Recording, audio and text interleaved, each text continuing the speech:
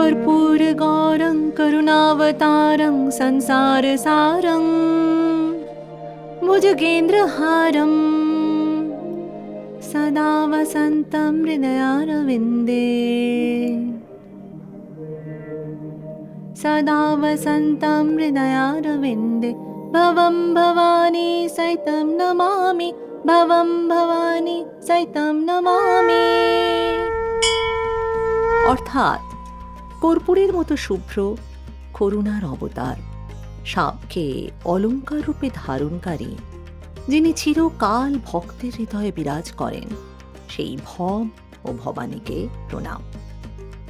একবার দেবর্ষি নারদ মহাদেবকে জিজ্ঞাসা করেছিলেন, প্রভু, আপনি কৈলাসে থাকেন, আবার শ্মশানেও থাকেন কেন? তখন মহাদেব বলেছিলেন, যেখানে জীবনের অহংকার শেষ হয় সেখান থেকেই সত্যের শুরু। তাই তিনি যেমন কৈলাসের অধিপতি, তেমনি শ্মশানেরও নাথ।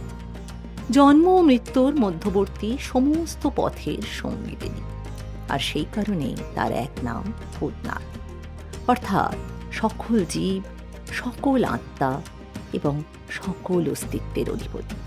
নমস্কার, আমি কৌশিকী। আজ আপনাদের নিয়ে চলেছি উত্তর কলকাতার এক অত্যন্ত প্রাচীন এবং রহস্যময় শিব মন্দির, ভূতনাথ মন্দিরে। মন্দিরটি অবস্থিত আহিরটোলা ঘাট ও নিমতলা মহাশ্মশানের মধ্যবর্তী অঞ্চলে, হুগলি নদীর তীরবর্তী স্ট্র্যান্ড ব্যাংক রোডে। প্রায় ৩০০ বছরেরও বেশি পুরনো এই শিব মন্দির উত্তর কলকাতার অন্যতম গুরুত্বপূর্ণ তীর্থস্থান হিসেবে পরিচিত।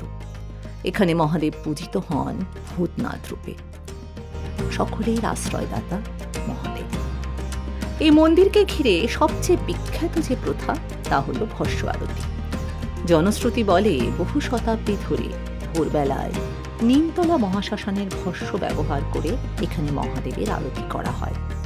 জীবনের ক্ষণস্থায়িত্ব এবং আত্মার অমরত্বের প্রতীক হিসেবেই এই প্রথা আজও বহু ভক্তকে আকর্ষণ করে।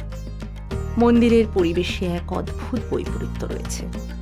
একদিকে প্রবাহমান গঙ্গা, অন্যদিকে মহাশ্মশান। জীবন আর মৃত্যুর এই দুই প্রান্তের মাঝখানে দাঁড়িয়ে আছেন ভূতনাথ। হয়তো সেই কারণেই এখানে এসে অনেকেই এক গভীর শান্তির অনুভূতি পান। সোমবার, মহাশিবরাত্রি কিংবা শ্রাবণ মাসে এখানে ভক্তদের ঢল নামে। কেউ আসেন প্রার্থনা নিয়ে, কেউ মানত নিয়ে, আবার কেউ শুধু মহাদেবের সেই অনন্ত উপস্থিতিকে অনুভব করতে। বিশ্বাস, ইতিহাস আর আধ্যাত্মিকতার এক অনন্য মেলবন্ধন এই ভূতনাথ মন্দির। উত্তর কলকাতার ব্যস্ততার মধ্যে আজও এই স্থান মনে করিয়ে দেয়, জীবন ক্ষণস্থায়ী কিন্তু ভক্তি চিরন্তন। হর হর মহাদেব।